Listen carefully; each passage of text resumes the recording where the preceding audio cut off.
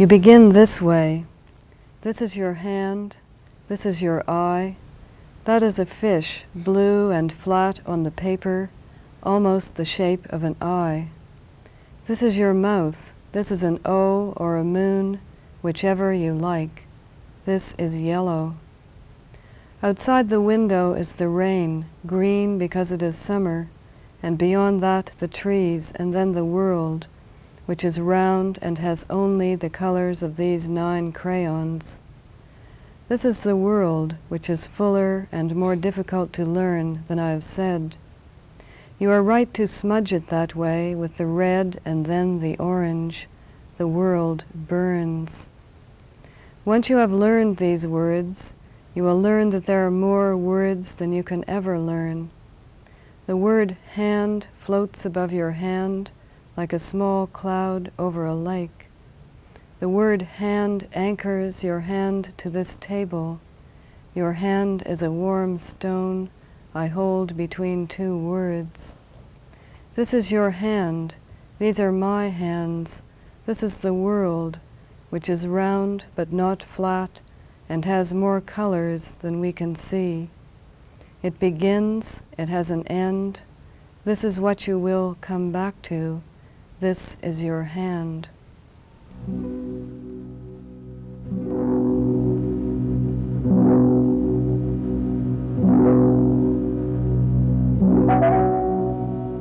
Brockport Writers Forum, in a continuing series of discussions with leading literary figures, presents The Conversation with Margaret Atwood. A widely published poet, novelist, critic, and editor, whose works include a number of poetry collections and novels, including a new book, Life Before Man.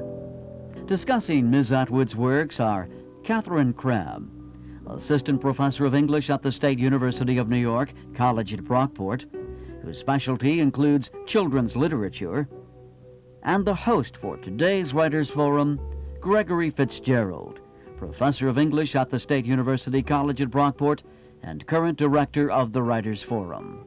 One of your critics, Linda Rogers, has said that she finds a kind of chill in your imagery. You're thinking of that funny article called Margaret the Magician? Yes, I am. Well, come on, don't read silly criticism, please. I mean, she spent half the article analyzing my cover photos, right? Saying that I didn't smile in them. No, I think her point was that I exert a kind of hypnotic, mesmerizing influence on the reader, presumably through the cover photos. And what can I say? When I listen to you read, I hear a great deal of consciousness of the rhythm of the language. That rhythm certainly is paramount in the language in the poems, but even when you're reading your prose, there seems to be a strong awareness of that. I think that there's a tendency of, for instance, very young poets who think they're writing in free verse to slip into iambics because they've had so much Shakespeare at school. Yes. And they'll do an iambic line without even knowing that it is an iambic line. Correct. I did a lot of formal pattern writing when I was quite young, and I consider that training. I think everybody should have to do it. You have rather academic training. A long time ago. A long time ago, right. But I'm older than you think. I'm older than I think. But I wonder who among the poets you studied has been influential? I studied Tennyson, which again won't hurt anybody. I read a lot of Canadian poetry at a quite formative stage in my life, and I could name several Canadian poets that I think were influential. One of them is Margaret Avison. One of them is P.K. Page. They're probably people you've never heard of, but they're well known up there. Gwendolyn McEwen, Michael Ondaatje, George Bowering. I think essentially you don't get very influenced after your first 10 years or so of writing. What poets of my generation were really searching for was an indigenous mode of expression and indigenous subject matter, if you like. Also, we were heavily involved in developing our own indigenous publishing houses, as it were. When I was say, 1960, there were maybe 5 literary magazines in the whole of Canada. There were maybe 3 publishers. You could read maybe 5 novels a year by Canadians published in Canada. Books of poetry, maybe 20. And that included everything, including mimeographed pamphlets and stuff that we did ourselves. And all the poets of my generation, pretty much, we all published our own work first. I mean, I set the type for my own first book. And that's the activity that I think of when people say influence, you know, what were you reading, what were you doing? That's what I was doing. And all those other things were interesting, yes, but one of the things we were discovering was the fact of our own existence. A question or two I'd like to ask you about fiction, because you do write novels, of course, and short stories as well. You sound disapproving. Well, no, not necessarily. I'm a fiction writer myself, so I don't think I could be reasonably disapproving. But I'm wondering if you could tell us how, in your mind, the distinction is in the creative act as applied to poetry and as applied to fiction. Okay, poems have immediate satisfactions to offer. That is, you can finish one fairly quickly. A novel, you may have the idea for it, or the kicker, if you like, or the first scene, or whatever it is you start with, in about the same amount of time, or even just in an instant. But then you have to spend a lot of time and a lot of hard work actually getting the thing onto paper, and a lot of working out. So I would say the operative element is willpower. Somebody said to me last night, well, my thesis advisor won't let me work on you because he says, well, she writes novels. I said, well, what do you mean by that? What does he mean by that? And she said, well, apparently people are so specialized these days that they deal either with poetry or with fiction. I wouldn't agree with that, of course. She seems to be having difficulty that way. Mm-hmm. She finds people disapproving of me because I do both. Well, I can't credit that. It's like turning off Hardy, you know. I said Hardy. Immediately I pulled Hardy out of the hat. I think they work in quite different ways. Novels are big, for one thing. It's simply a matter of size. It takes a long time to read a novel compared to the amount of time that it takes to read a poem. But really, for me, it boils down to the fact that in a poem you're working with syllables and rhythms in quite a different way than you're working with them in prose. Earlier you said something about the novel being more tied to the society. Yeah. And novels have people in them. When I read Faulkner, although I've never been to Oxford, Mississippi, if he tells me enough, I can imagine that place. What is your reaction to those critics who hint that you're a political writer? I'm a political writer. Right? It would be impossible to be a Canadian of my generation, growing up the way I did and with the kinds of involvements I had. It would be impossible for such a person not to have developed a political consciousness. Because even though we started out just wanting to be writers, you know, I want to be a writer, we found that access to our own audience was denied us by the fact that the publishing houses were controlled by foreigners. Or else were very timid about publishing Canadians because they thought that Canadians weren't reading Canadians. In other words, we were up against something that we call the colonial mentality. The mentality believes that the great good place is somewhere else. The great good place is New York, or the great good place is London.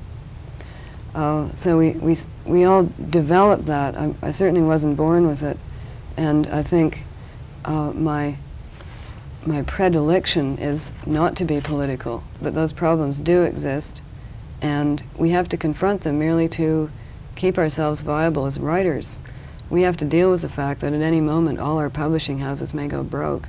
You don't have to cope with that. One of your critics seems to find in your work a dichotomy between Americanization and Canadianization, if I can use that term, where the Americanization image seems to be that of dehumanization, of excessive technology, and the Canadian image is that of the nature, the land, and the open spaces. Well, sure, but in Surfacing there's a scene where all these images are going strong, and people think that group X are Americans and they apply all these images to them, then they actually meet them and find out they're Canadians.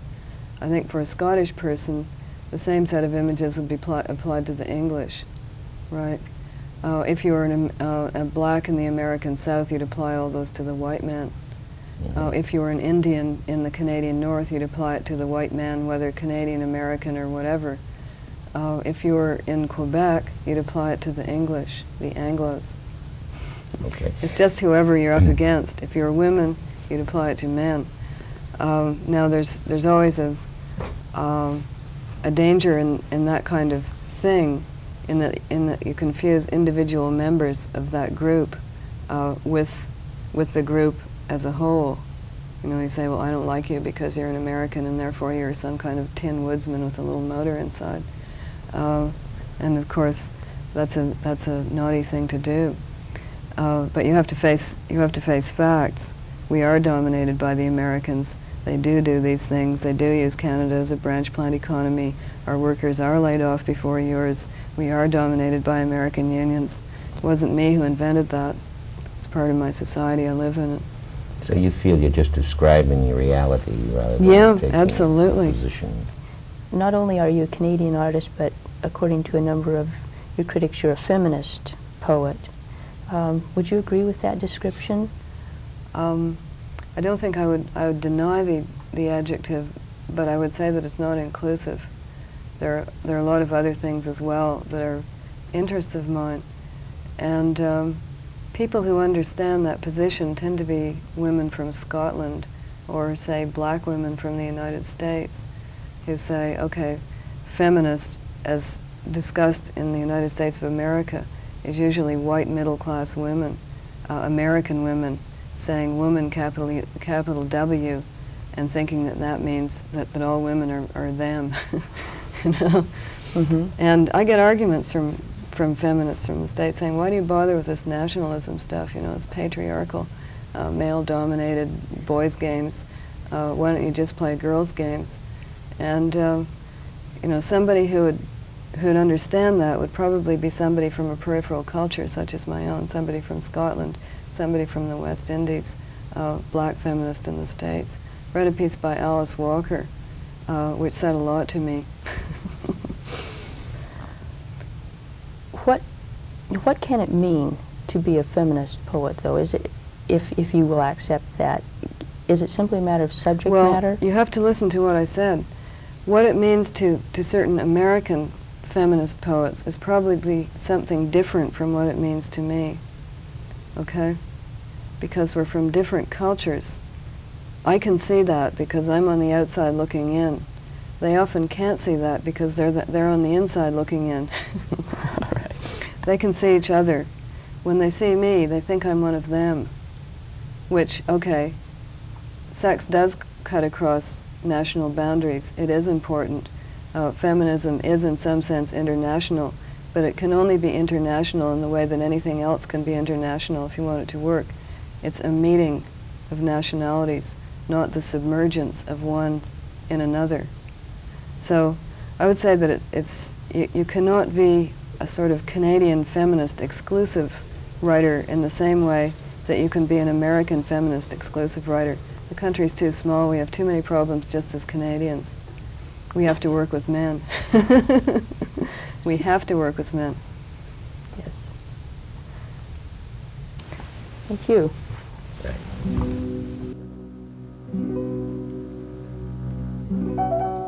This exclusive Brockport Writers Forum program was recorded on videotape on September 13th, 1979, as part of the Writers Forum, a Department of English presentation, State University of New York, College at Brockport.